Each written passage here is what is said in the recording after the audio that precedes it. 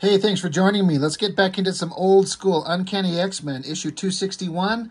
This is another one of those comics it's amongst some of the first I'd ever read, and it was one of in my memory, some of my favorite storylines of when I first was introduced to the X-Men and Wolverine and all this stuff.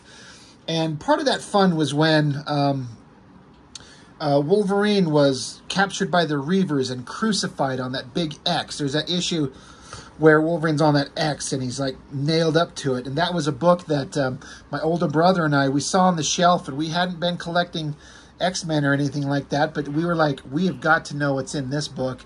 And we just kind of started from there. I talk about it, and I did a video on that issue a long time ago, and I was talking about the power of a really effective cover. Can turn you on to a character and a team and a storyline that you weren't expecting and just grab you from there for forever. But yeah, this storyline with Wolverine, when he was captured by the Reavers, they beat the shit out of him, almost killed him. He met Jubilee, and also Psylocke reappeared and was changed from her purple-haired English persona into a Asian assassin of the hand, like a ninja, very much like Elektra. And just these three, Wolverine, Psylocke, and Jubilee, running around trying to survive and figure out what's going on. Wolverine, they still didn't know if Wolverine was going to survive exactly, like his healing factor was kind of screwed up. His mental faculties were in question because he was hallucinating things.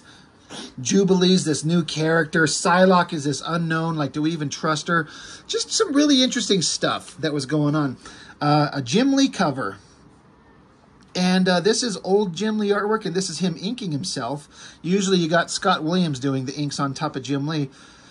I mean, it looks really good. It's just old school Jim Lee stuff that looks fantastic. But on the inside, it doesn't tell you who the creative team is until the next page. But just looking right at it, immediately, this is Mark Silvestri with Dan Green inks. And that's instantly like, this is going to be great. No matter what it is. When it's Silvestri drawing and Dan Green inking, this is May of 1990. You're in for a treat, at least artistically, like for sure. I'm not saying there's anything wrong with the story. I'm just saying that's an art team. You've heard me talk about it all the time. Love Silvestri and Dan Green as the team. And also these stories, how I was just getting done talking about how this is one of my favorite storylines, but it sure is such an oddball kind of storyline where Claremont was just off in the weeds doing some of the weirdest shit. I mean, he's written he has written the best X-Men stories ever written, and are some of the best comic book stories ever made. No question about that. But then he got into this era where the stories are very not traditional superhero stuff and not traditional X-Men stuff, which is kind of fine, you know.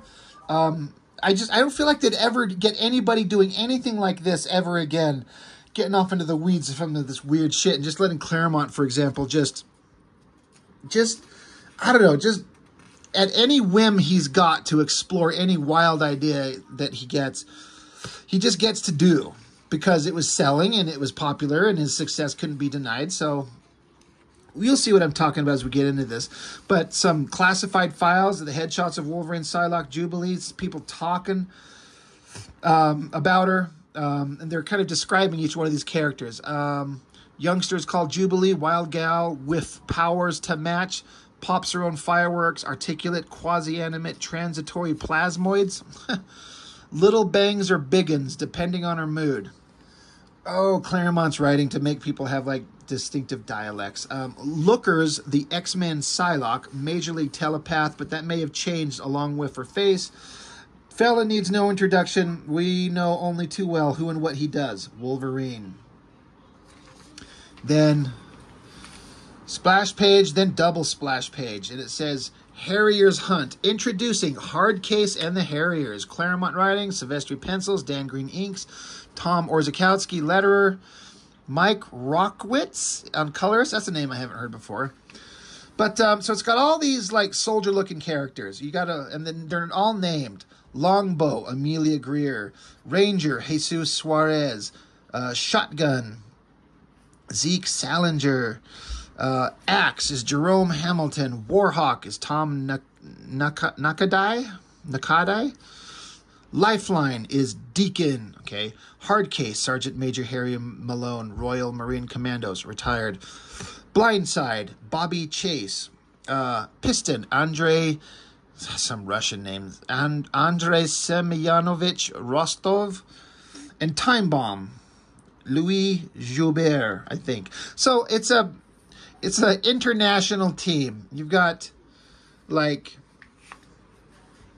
Spanish, you got American, African, Native American probably, Russian, French, like, okay.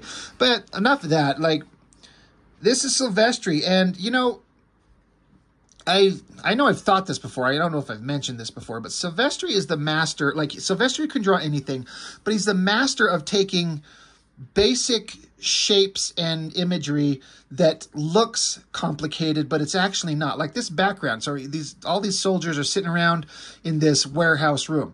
So Silvestri just has to basically get your basic 2-point perspectives and just grid out some boxes.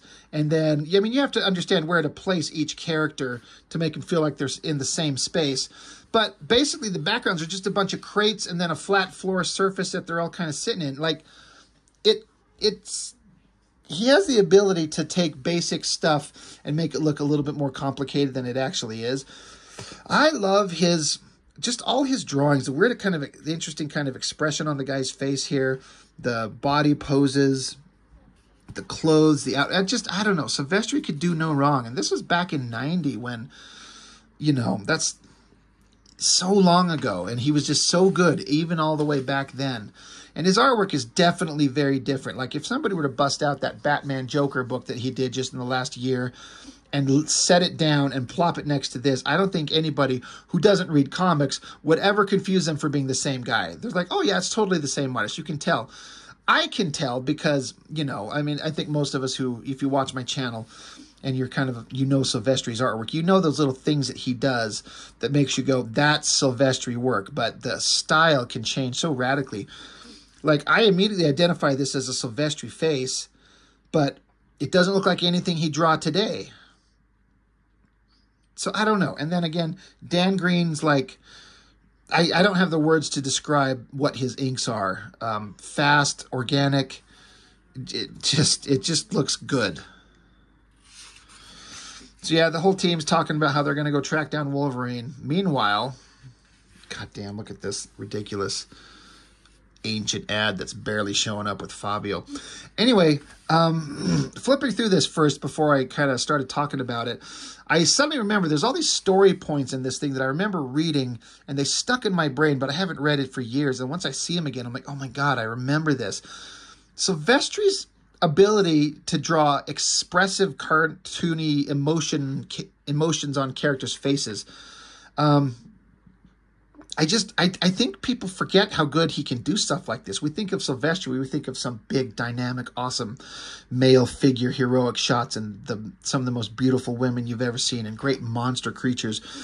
But that expression, the eyes, the mouth, the kind of the inking, and the energy and the motion on that face, and then this other one here too. Like, you could tell this is a bratty kid having a little fucking temper tantrum. I think it's really good. And I know that he could still do it, but he just doesn't ever do anything like this.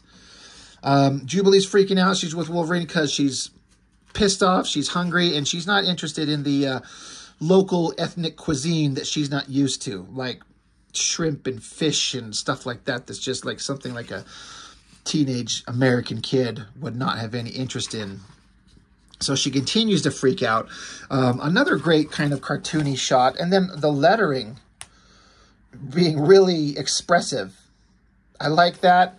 And then her eyes shut. She's gritting her teeth. She's pissed off. And while she's having this little temper tantrum, she suddenly realizes that Psylocke is just sitting over there just watching her like it just weirds her out and shuts her up.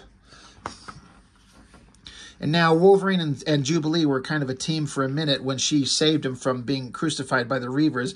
But then that was also when they ran into Psylocke. And Jubilee does not trust this new version of Psylocke. And she's like,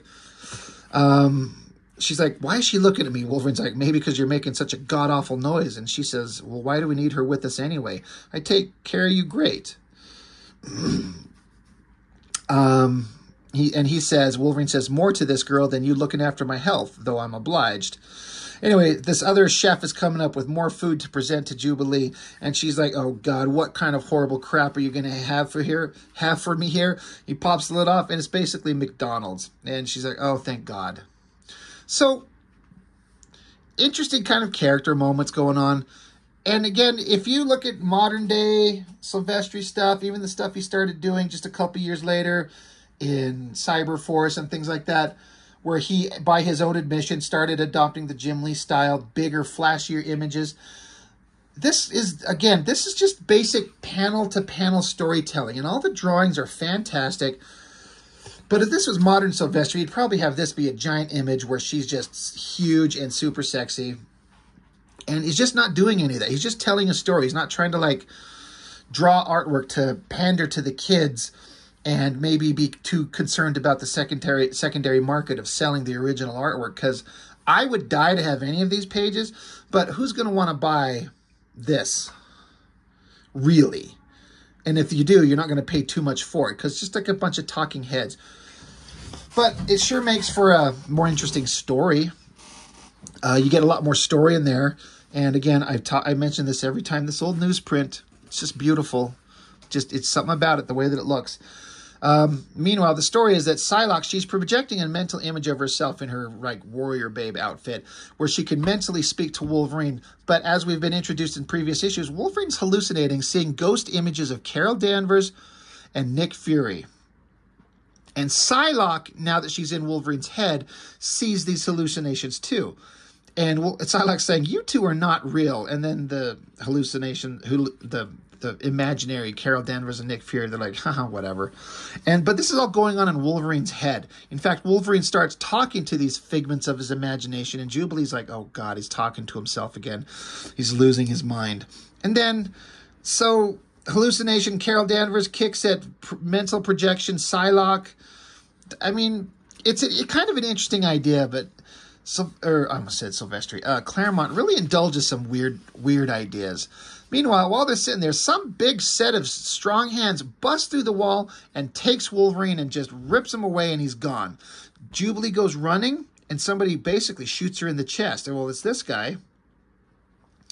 And so Jubilee hits the ground, and Psylocke, in her mental projection form, sees this, and they're worried. Again, just a basic 6-panel grid, right, of action. And it just tells everything concisely. There's no big anchor panel, big giant shot trying to hog the imagery. I like this shot of Jubilee lying on the ground. Drawing a character lying on the ground unconscious, a little tricky. And I love that shot of Jubilee right there, that hand coming forward, the mouth, the way he draws her. I mean, she looks like a punk kid, not just like a... Later on, people draw her. I don't know. She just looks less youthful as time goes on. The story cuts off into some other thing. Below what was once the X Mansion, you got Banshee and Forge, and there's just a secondary plot that's going on. Banshee and Forge were together forever, doing God knows what, trying to... I can't remember what their whole ultimate goal was, but there's just this secondary thing going on with them. That's all good and fine. And then up on top, they notice through their big monitor viewing screen, there's Jean Grey up here. And this time to talk, her inner thoughts kind of put this comic in a time and place. She's thinking to herself, with all that's happened, this is my first chance since Inferno to visit the school, or rather what's left of it when Sinister blew the place to bits. So Inferno is a storyline that I was aware of after the fact. I got into the comics after the whole Inferno storyline had actually happened. And so I remember picking up, or someone had a collection of it, and what my thought of what I thought that it was based on characters talking about it, and then getting to kind of like flip through and see the actual story itself, I don't know. It kind of ruined it for me, in as much as the idea of like demons crossing into the universe taking over the Marvel universe or something like that. The actual story was much less interesting than what people referred to it as, if that makes any sense. Plus, my only real reading of any of the stories about Inferno basically began and ended with that what if issue, what if X-Men lost Inferno, where Wolverine literally eats a baby. That was a hellscape universe storyline that was amazing. And I don't know, just the whole Inferno storyline, I missed it. I didn't get to read it in real time, but the idea of it was more interesting than the actuality to me. Anyway, not to go on a random tangent, but she's floating around in the grounds that used to be the X-Mansion. There's some shadowy shapes up front. And then she's, Jean Grey's looking at a picture. It's a photo. It's like, oh, there's Rogue. And there's like, oh, it's Scott's wedding to Madeline Pryor. If you're watching X-Men 97, this is all kind of relevant. Jean Grey came back from the dead, basically. Scott married Madeline Pryor. And now she's gone. And now Jean Grey's like, now Scott wants to marry me. Again, this simple shot of Jean Grey's face and her hair, just a little tiny drawing, very gestural. It works. I just love it so much. All these little panels. You know that Silvestri would draw this very differently now. But it doesn't say it's bi-weekly, but Silvestri would do bi-weekly books sometimes. They would pump these things out on a very rapid fire basis. I don't know how they do it. You just have to be good. So, if you're Silvestri, you're good and you can make that happen. So anyway, Jean Grey, she gets attacked by these monster shapes, and they're like monster bodies, but all have the faces of the X-Men. So she's fighting them off, and she's saying, she said if she even had a fraction of her old telepathy to sense their approach, they would have never got this close. So she can't read minds anymore, but she can move things with her mind. And then as she turns and looks, she sees what looks like a clone of her. She's wearing my X-Factor uniform, but then her this face comes out on this tongue from the mouth, bites her on the neck, so she passes out, and then disappears. She's gone. I have no idea where that story's going. I do not remember how this resolves at all. I got to give it to Silvestri. Silvestri, look at this last panel. It's just a bunch of random kind of quick gestural ink lines. Like that panel probably took Silvestri 30 seconds to draw and took Dan Green's 1 minute to ink maybe.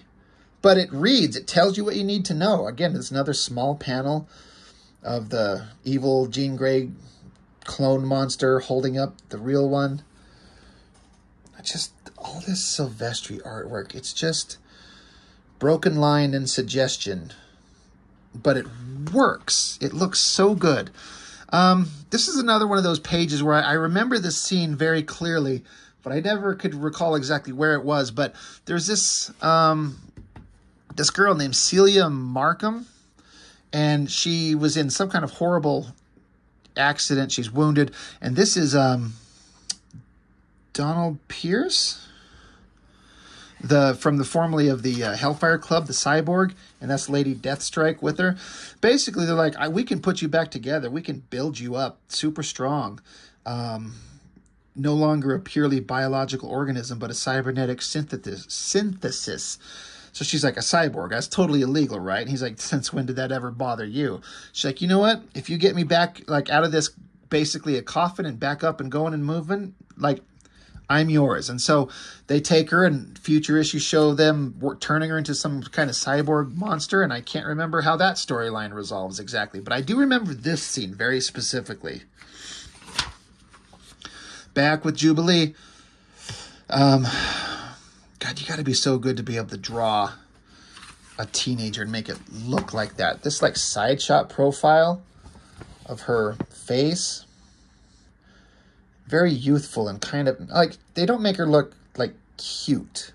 She looks kind of goofy, but it fits the character. Again, another expressive face there. That's a great side profile there. Those basic shapes for that, the eyes, nose, mouth. And then, look, Psylocke comes busting in. That is a hell of a dress. I like the way the folds of the dress on the lower part are kind of swooping around. But, yeah, Jubilee, she got shot, but she wakes up. But obviously it wasn't a shot to kill her. Psylocke's like, come on, kid, get up. We got to get going. Another, heavily shadowed shot.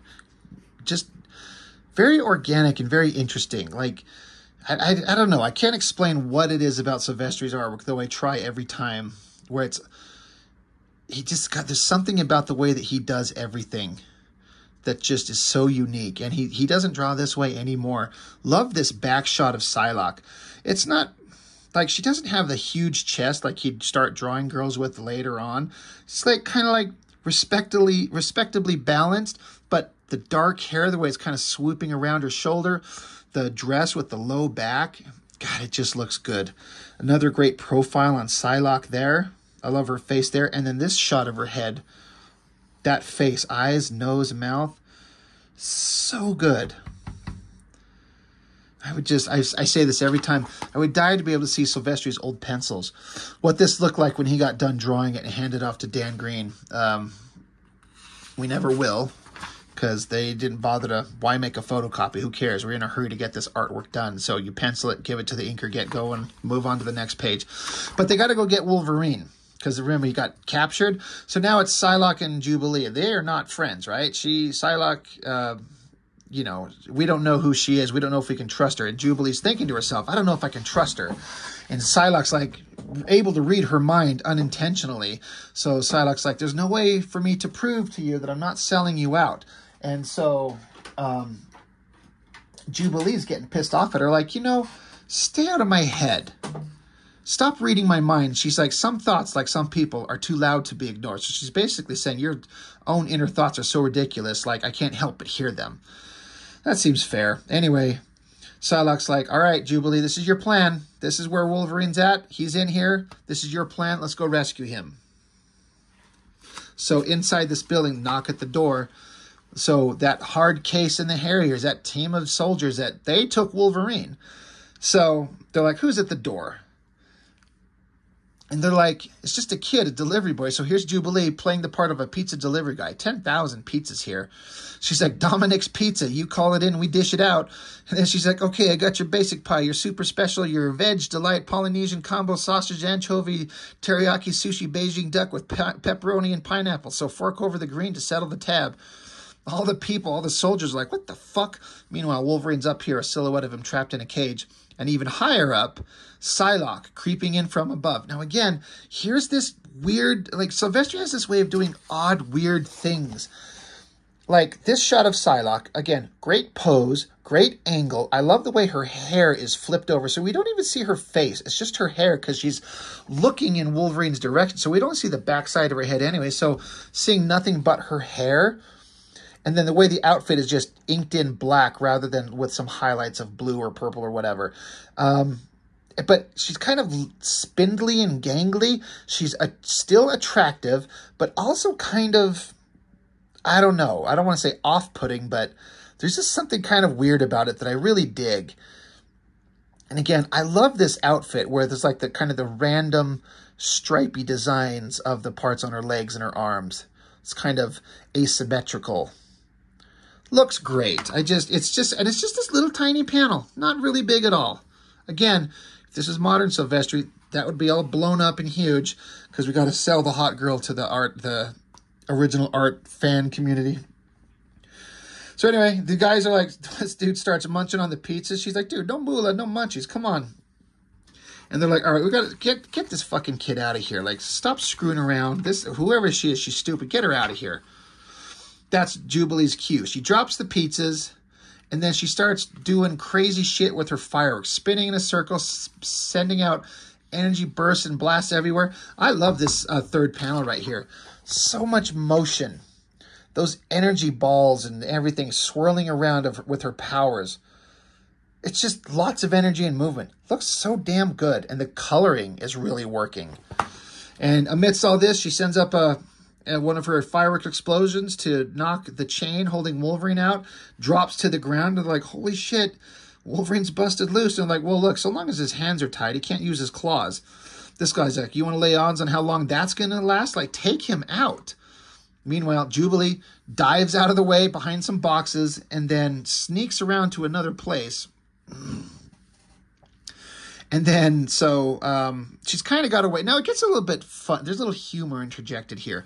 She sees that they're looking for her over here, so she flicks a little tiny spark into this big badass guy, like right into his ass, and it goes off. And so he goes running off comically right here. He's like, ow, ow, ow, ow, ow, ow, ow, while his butt's burning. This guy's chasing him with water to put out the fire. And the leader, the guy, he's like, God, best of the breed, a team trained and equipped to take on the Avengers, being made fool of by this little girl. So there's some kind of funny shit, some humor. What's not funny, but is ridiculous, is this pose of Psylocke. I mean, good Lord. There is no reason to put her in take me from behind style right here. Like, good Jesus Lord, man. I talk about Silvestri drawing, like, odd kind of things, but when he wants to draw the hot, like... Look, the whole focus right there is basically her ass and those legs and that spread ass pose. Like, I remember as a kid looking at that going, huh. And yeah.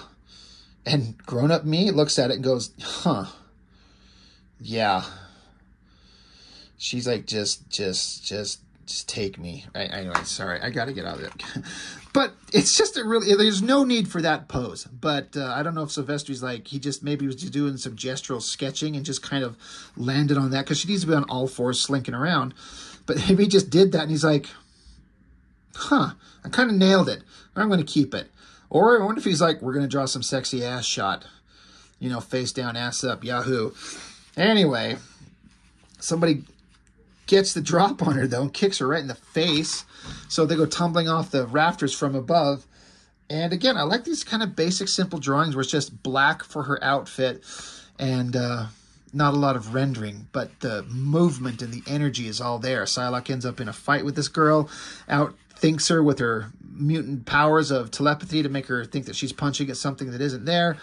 But then the French guy that sets up bombs has bombs set up on this rafter up in the air really high, because they said that he's set bombs everywhere. Oh, okay, sure. And then one of the guys, this is a giant warehouse, because now this guy, he's got a freaking jetpack they could fly around on. Okay.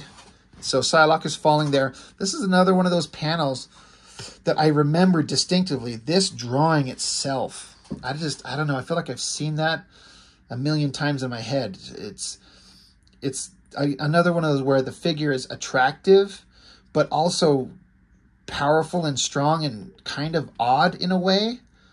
I don't know. I really like it. But basically, then she gets knocked on her ass on the ground. They got Jubilee, and but then there's this, you hear the sound of snicked. And look at this drawing where this guy has basically no chin. I would never think to draw it like that. It gives him some distinctive personality in as far as his physical presentation. And then even more interesting, we get the shot of Wolverine. Somehow he found his outfit. So now he's in his outfit. He wasn't wearing it when he was captured. Now he's in his outfit, pops his claws. But if you look, it's just this little teeny tiny little panel. Again, modern Silvestri would make this a giant shot, which is awesome, but it's not necessary. Like, there's Wolverine. He's awesome. And then the final page, Wolverine basically, like, he knows all these guys. They're actually homies. Why did they capture him?